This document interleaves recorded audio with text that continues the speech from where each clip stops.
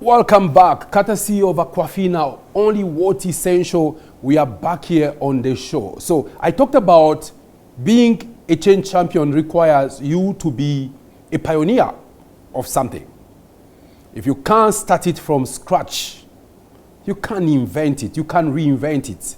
If you can't invent it, you can reinvent it. If you can't be the first to introduce it, you can be the first to reinterpret it. If you can't be the first to do it, you can be the first to do it differently. You just do it differently. Oh, I'm so excited. So now, in your attempt to pioneering things, I will tell you it won't be easy. It won't be easy.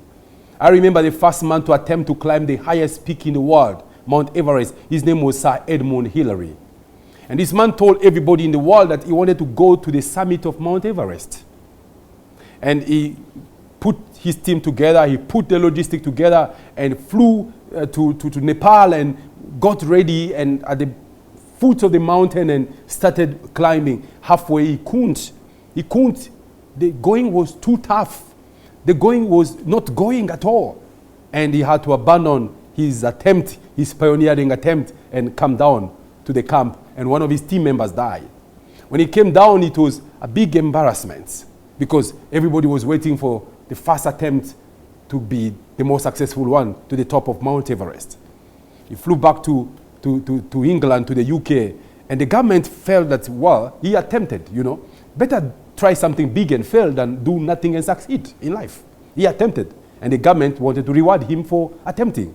Yes, I've seen organizations that reward people that attempt great things, but they fail. As long as it was intentionally well, it was intelligently done, but if you do not succeed, they reward you.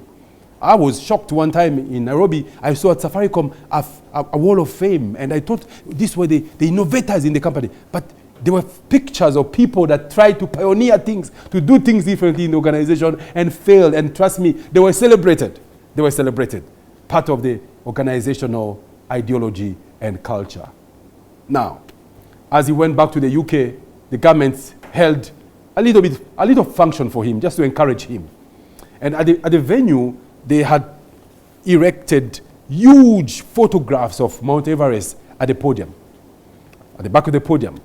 When Sir Edmund Hillary time came to speak, the gentleman stood up in front of the dignitaries. Before addressing them, he looked back at the wall behind the podium and saw the pictures of Mount Everest, and he said, "Mount Everest, you have defeated me.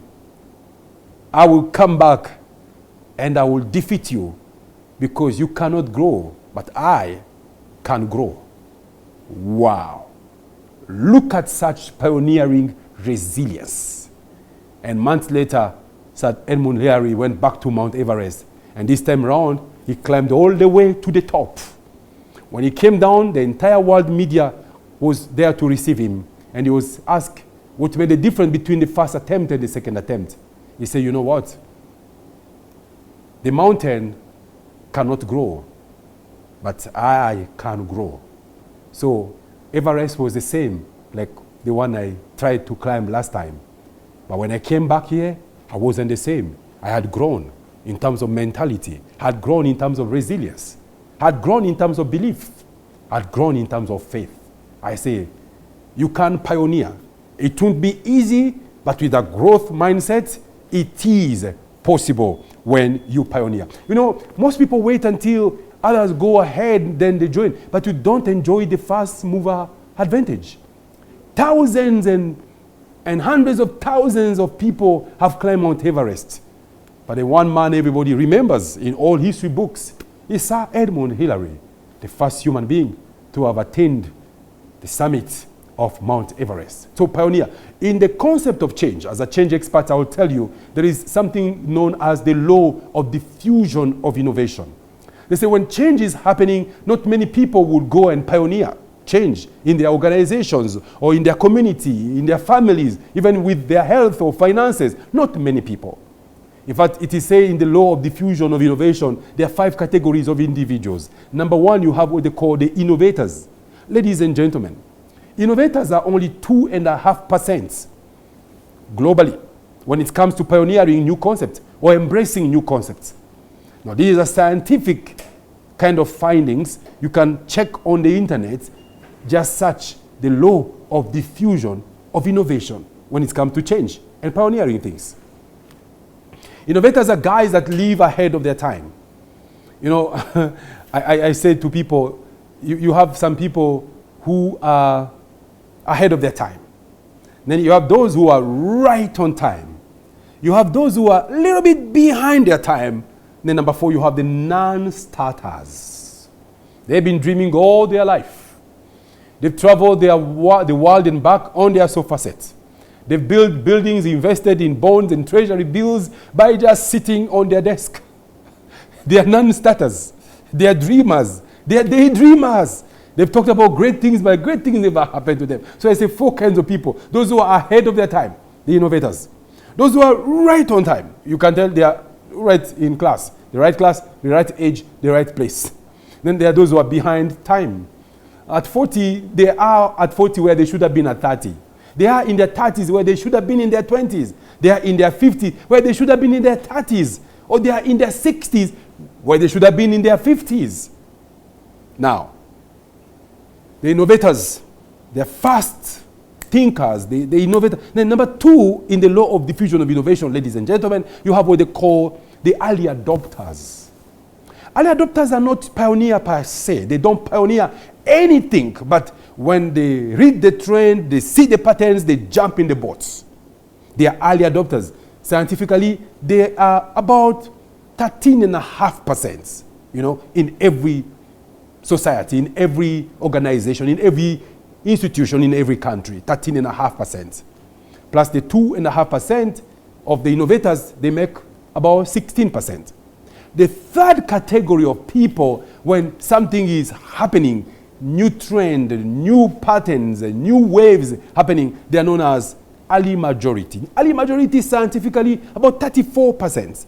Early majority are guys, they're not really your change drivers, they're not really your change champions, they're a little bit laid back. But then when they see the innovators moving, when they see the early adopters joining the band, early majority, they're moving. 2.5%, 13.5%, 34%, you have 50%. The fourth category of people, you have what they call late majority, the doubting Thomases. Oh, the market has shifted. If you've read a book titled, Who Moved My Cheese? Now you understand the categories of people I'm talking about here. These are guys that are living in disbelief. They are unbelievers. They've seen things happening. They have seen market shifting. They have seen new innovation coming in. The structure has changed. The landscape has shifted. But they take long to come to the party. But eventually they come. But very late. Very late. First, someone told me there are great guys who are innovators and pioneers who go to the National Highway Authority and check on the plans of building expressways and building bypasses. And they go 10 years before even the tractors and the trailers came and purchased lands around where the big national highway will pass. And 10 years later, when the trailers and the tractors start coming, the late majority will move in to come and purchase at an exorbitant price, when the innovators, the early adopters, and somehow the early majority have already taken position. So you have the late majority, the doubting Thomases. They've had the crisis resurrected, but they can't believe until they see, until they touch. And sometimes by the time they touch, it is too late. Then lastly, you have what you call the laggards. The laggards will never change. No matter how the landscape has shifted, no matter how the market dynamics have changed, no matter new patterns and trend, they are otherwise. They'll never change. So in this change spectrum, where will you position yourself? Are you an innovator, pioneer? Are you an early adopter? Are you an early majority? Are you a late majority? Or are you a laggard, living in regrets, pointing out, being a critic and not really joining the party? So that is known as the law of diffusion of innovation. Laggard overthink. Laggard circle think. Laggard group think. Laggard remote think. Laggard procrastinate. But the space you want to occupy in this landscape is being a pioneer. If you can't pioneer, do it differently. But don't just do it differently, do it big. Most change champions, they do important things for society, important things for organizations, important things for communities. What is this important thing you feel you are doing? At your place of work, at the marketplace, in your life, to the people that matter to you. Is there something very critical, something very important that you are doing? I'll quote Martin Luther King Jr., who once said, he said, be ashamed to die until you've won some victories for humanity. Be ashamed to go to the grave until you have done some important things. You have won some important victories. What are the significant things you are doing that is impacting society? That's more than cash reward. That's more than personal benefits. I've talked about here before on the law of legacy. I was inspired by this law of legacy by my good mentor, Mr. Fabian Cassie. He said, look here, if you achieve, do your personal milestones and hit them, that is achievements. But if you help others achieve the same, that is success.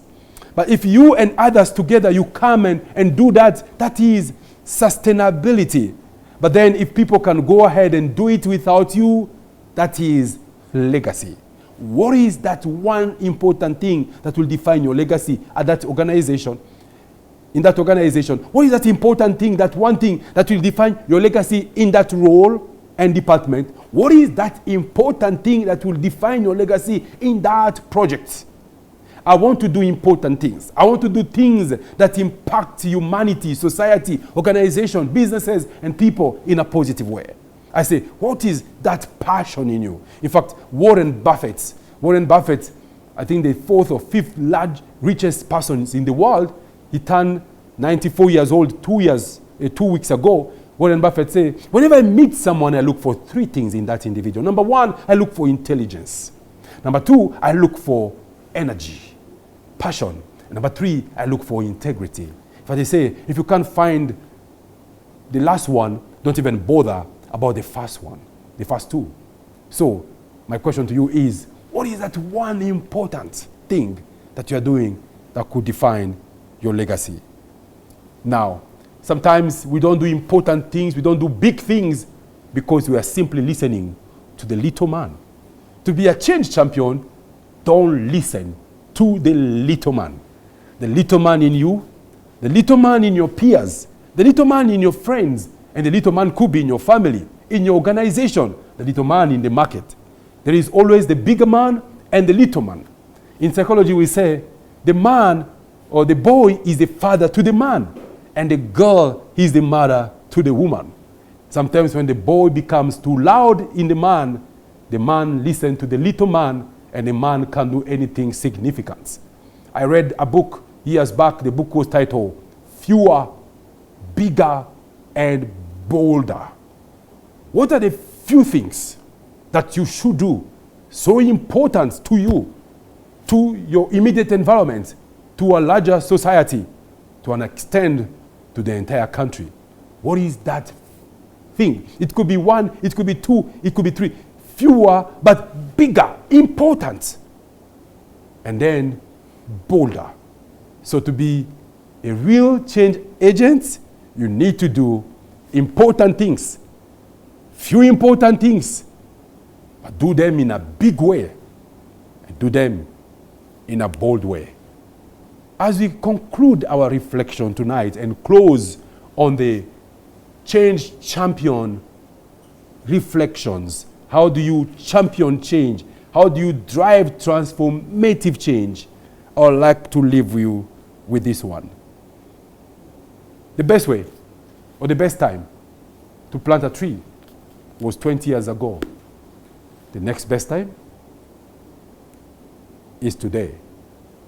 The best time to change your life, to change your spending habits, to change your health routines, to change whatever bothers you or brings discomfort in your life was 20 years ago. But the next best time it is now. Maya Angelou say, if you don't like something, change it. But then if you can't change it, change your attitude. And for you to be a real change champion, you have to pioneer. And if you can't start it from scratch, you can do it differently. You can reimagine it. You can reinvent it. You can redo it. Steve Jobs once said, a good artist copy, but a great artist steals the entire concept, the entire formula, and then they go ahead to do it even far much better. Until next time, go ahead and pioneer. Courtesy to Aquafina, only water essentials. We thank you for watching this show tonight. Be inspired before you expire. Good night.